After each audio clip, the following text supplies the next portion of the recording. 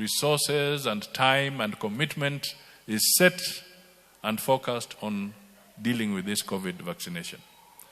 The other thing that has come up recently is that the courts have pronounced themselves on this debate might turn out to be an elite document, a political elite document, and not a document that if you try to get the executive to appoint an ombudsman to the courts, you'll be interfering with the independence of the courts. When I was in Bomas, some of the people were jeering because I had brought up that point. If you listen to the judgment of the president, reconstruct the dislocated lives of the people because of the COVID pressures. We must bring hope. We have, as a nation, got to pull together, listen to each other this time round, so that we get things right.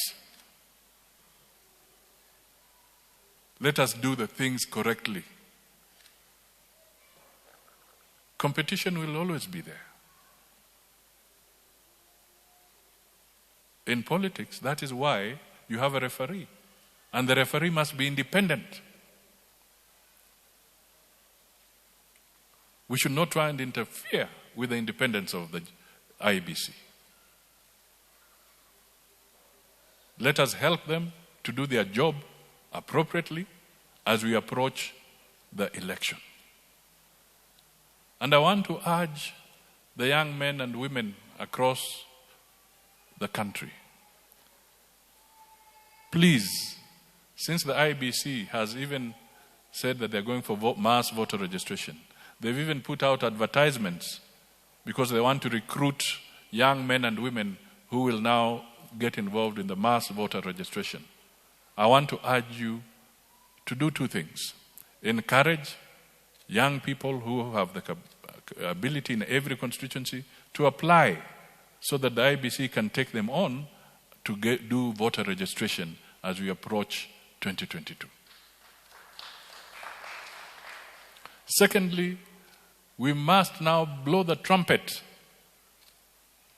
to get the people who have not registered to come out and register. Let us blow the trumpet. Let us blow the horns. Let us beat the drums so that they can come out and register in large numbers.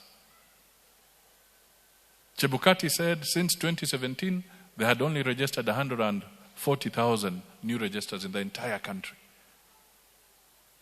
But there are 5 million new IDs that have been issued from 2017 to date. So there's a huge deficit of people who have IDs or who are yet to collect their IDs and are yet to find themselves on the voters' register. So this must be a clarion call across the entire country. We want good leaders. We want people who will focus. We want to improve our agriculture. We want to be able to deal with the crisis that is coming because of the double intake in schools in 2023-2024 as you enter the new competency-based curriculum. There's going to be a huge, huge surge in our schools. We will need to expand facilities. We'll need to increase the teachers. So time is not on our side on some of these issues.